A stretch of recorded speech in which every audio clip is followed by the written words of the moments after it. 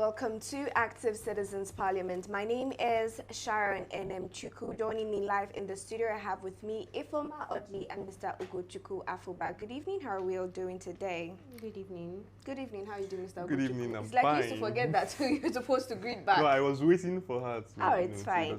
All right, we're going straight to the three major developments shaking Nigeria's political and social landscape. First, the Nigerian Senate has summoned the Minister of Aviation and key industry players over the sudden and sharp hike in flight ticket prices across the country. Legislators say Nigerians deserve answers and they want them now. Then, a disturbing update from Benue State. Rep. Riley Moore reports that over 600,000 Christians are currently living in internally displaced persons camps. It raises serious questions about security, welfare, and the long-term future of these communities. And finally, in Rivers State, the political atmosphere heats up again as Governor Fubara and his supporters release their own support song for President Bola Ahmed Tinubu.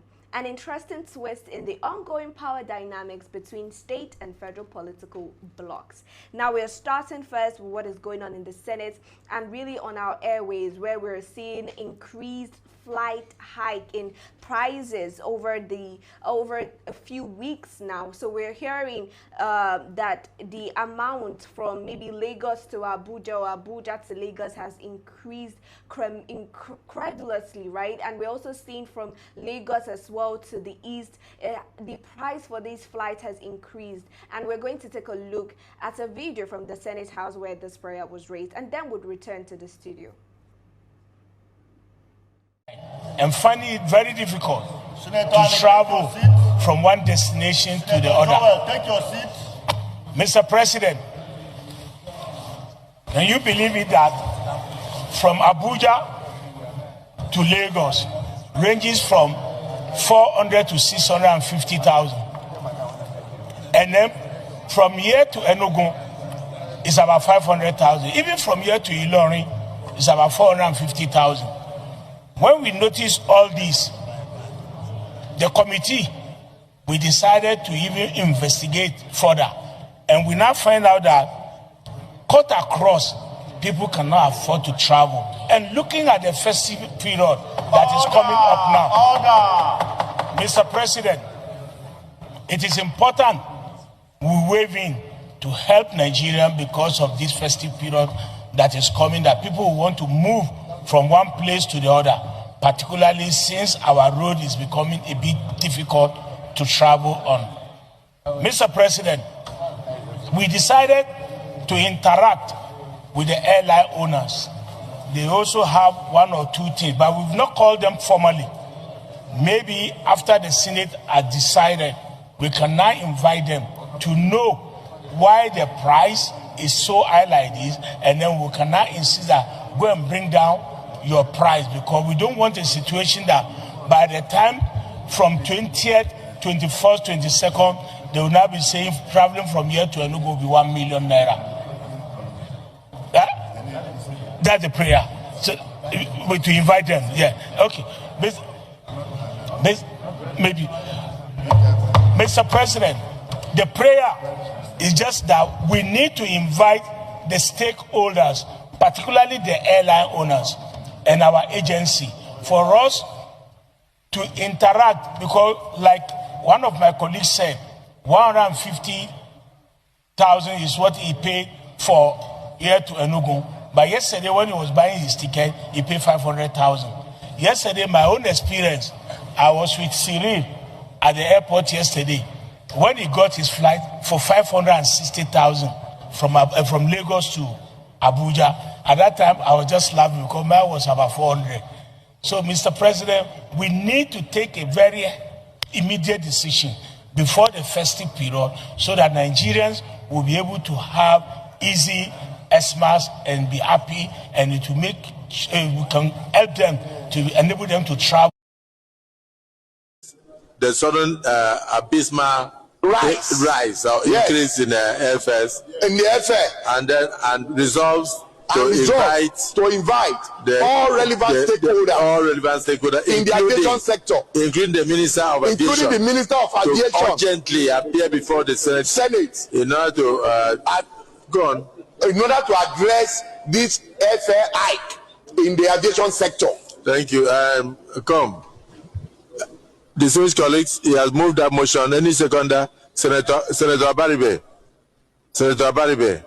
He has moved a motion that in view of this abysmal increase of over 300–400% in the cost of aviation tickets, that the Senate should invite all relevant stakeholders immediately to appear before the Senate Committee on Aviation and other relevant committees immediately to avoid exploitation of Nigerians and disruption of travel plans for this. Thank you, Mr. President. My name is Naya Baribe. I represent Abia South. I second the motion ably moved by Senator Lamileku with regard to airfare. I so second. Thank you. Distinguished colleagues, the motion has been moved.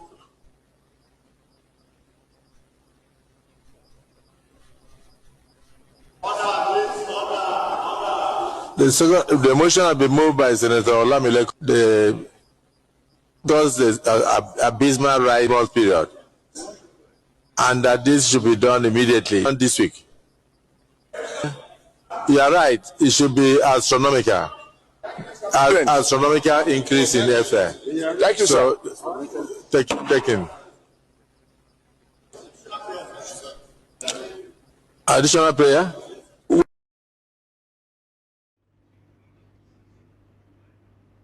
All right, we just saw those videos now. This is the Senate deliberating on the increase in flight tickets for maybe from Lagos to Abuja, Abuja to Lagos, Lagos to Enugu State. The increased price has got talking, and what is really particular about this increase is that it is coming now during December, where it is the festive period, and a lot of people around the world back home, not just around the world, but in Nigeria as well. But let's get your take first off on the increased price rate for these flight tickets, Ifoma.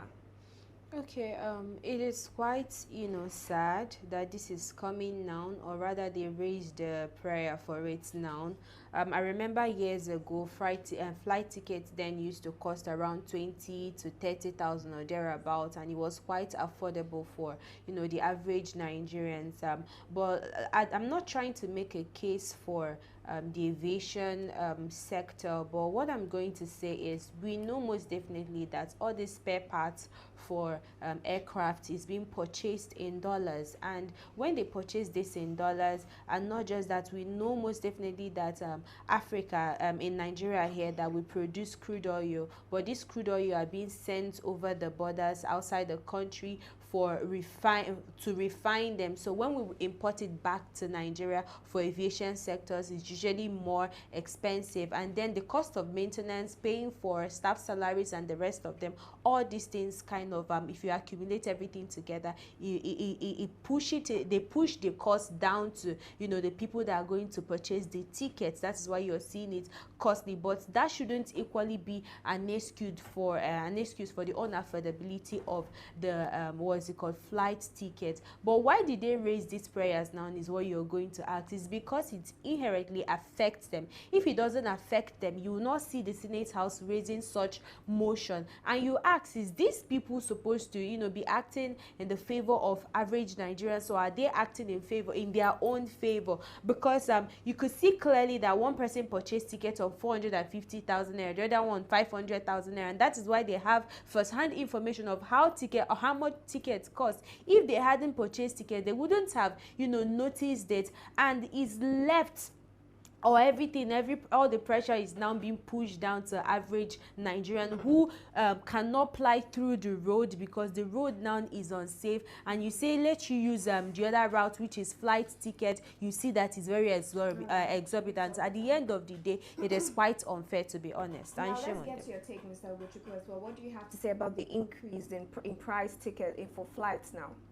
Well, yeah, it's a very shocking thing that we are seeing now. I just checked the prices to confirm for myself, and I can see that the price for a flight from Lagos to Abuja costs between 400,000 to 600,000. That is so much. Yes. And then we have for Anambra to Lagos ranging between 300 to 350,000 naira. And I just wonder why these things are happening.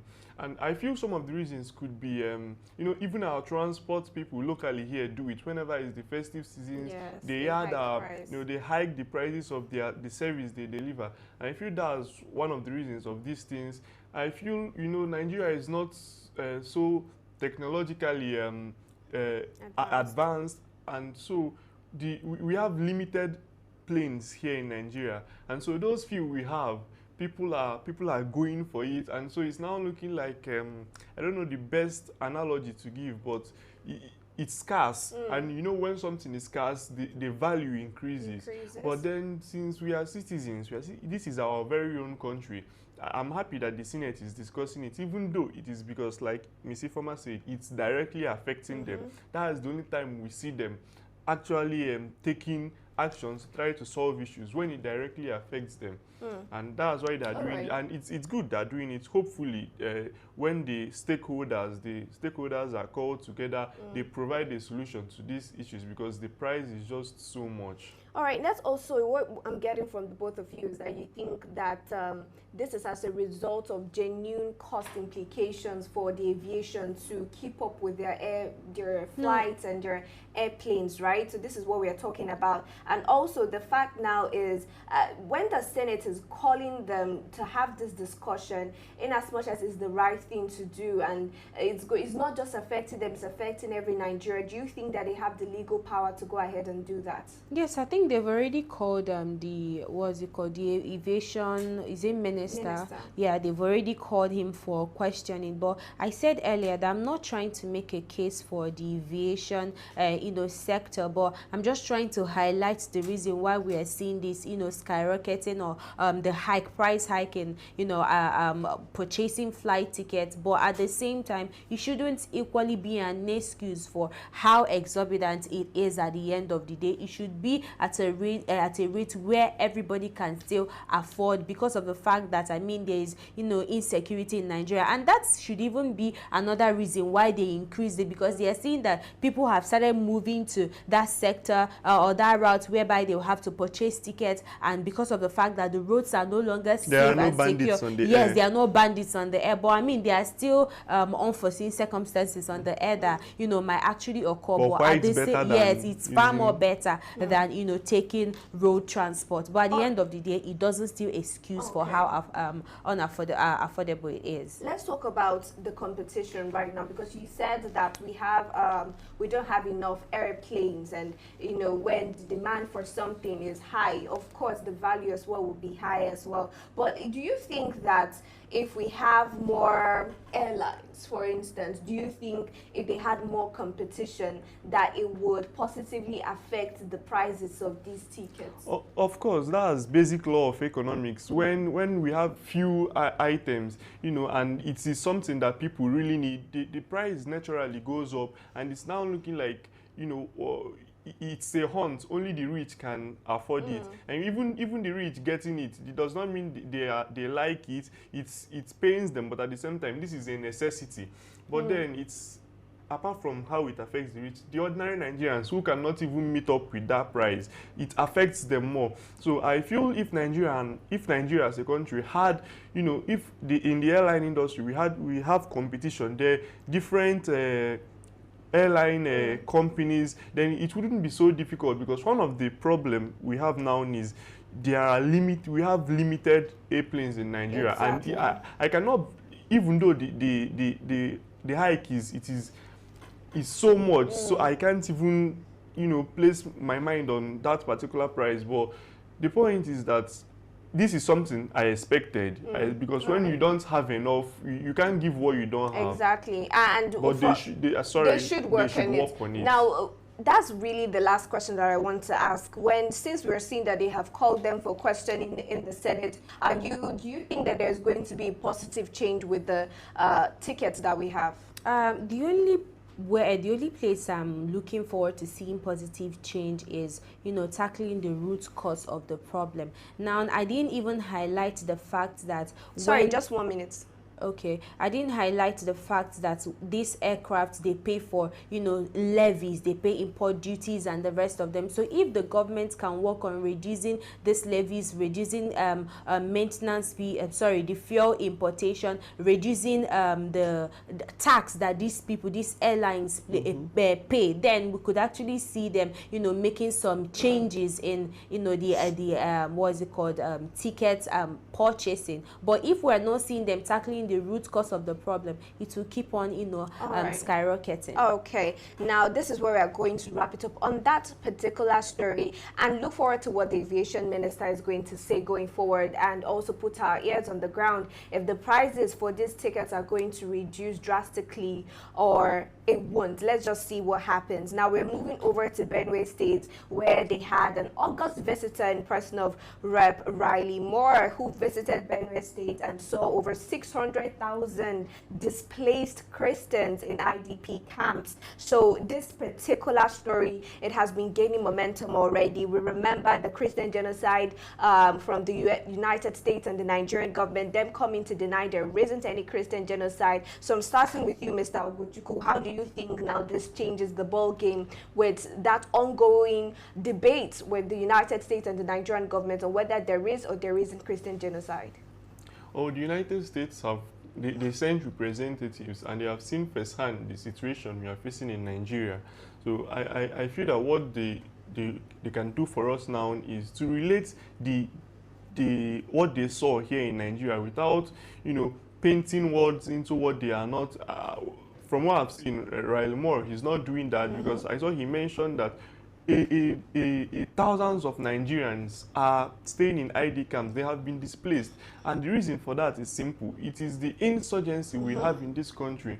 So I feel it's the time for the Nigerian government to stop playing this defense game that they are trying to play. It's just making us look like this now disgraced country. So if they can actually come out to, rather than playing the denial game, to seek for a good relationship with the United States, so that they can offer us military help, because I do not see the reason why, if you have a problem, you cannot accept help from people who are offering to do it. So I really hope that the U.S. visitation to Nigeria will actually yield a positive result. Exactly. Now they have come down firsthand to get their own information and data, and I'm asking the same question to you, Ifoma. How do you think this is going to change their conversation and narrative on the Christian genocide in northern Nigeria? Okay, taking away the naysayers and coming to that particular place where this incident occurred, I must commend him for that.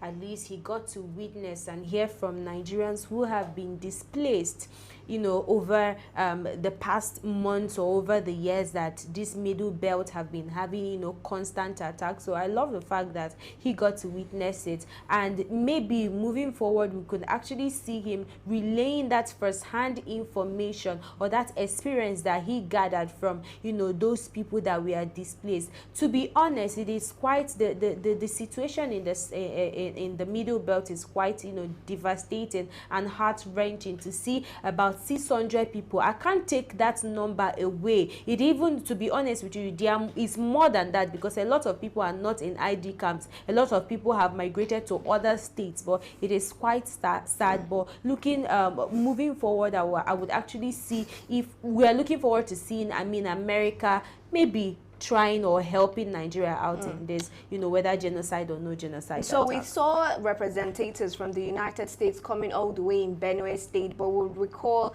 the other time where they had an attack and the president of Nigeria wanted to pay a visit, but he couldn't as a result of flooding and bad roads and all of that. And even after, we've still not seen visitation from the president himself. What message do you think this is passing to the displaced Nigerians in Benue State? It's simple that they are not a priority in Nigeria, because if actually they were, he would have done everything in his power to, try to meet up with those people, connect with, even if at the time there is nothing really you can do. I do not believe so.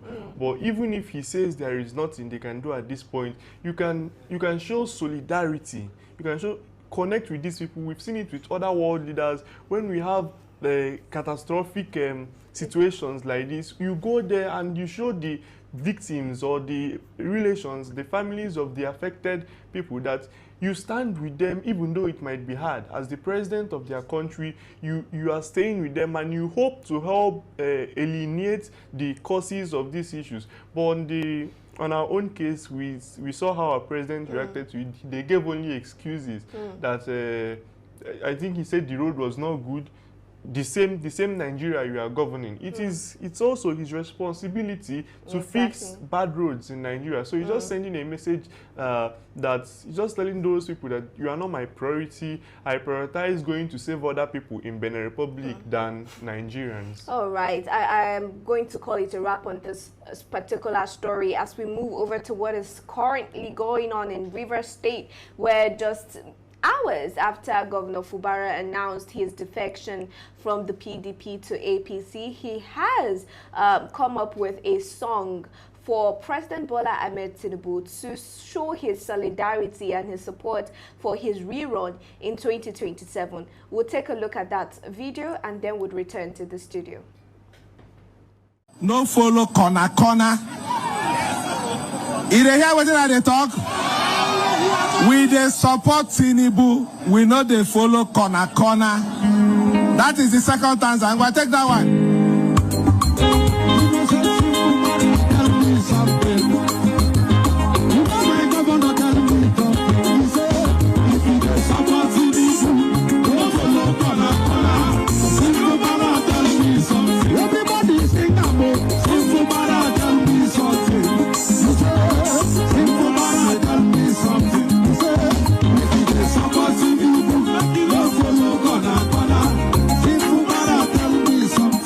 Thank you.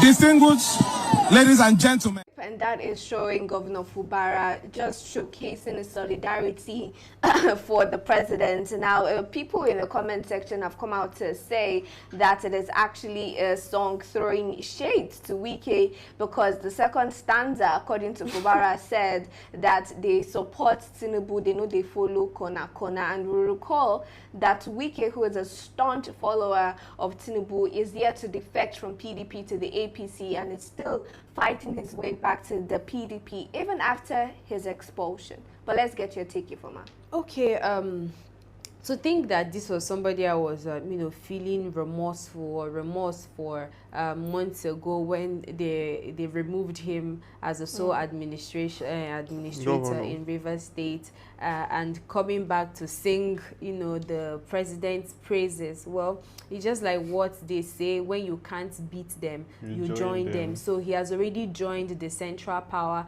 and he has gained momentum to shame his enemies, political rivalry. And the song, just like he said, is directly shaming Wike, who is a political tool for the APC. So he's trying to tell him, you don't have to be using corner way to support people. Just come out as he has come out to support the president. But yeah, let me just say something quite shortly.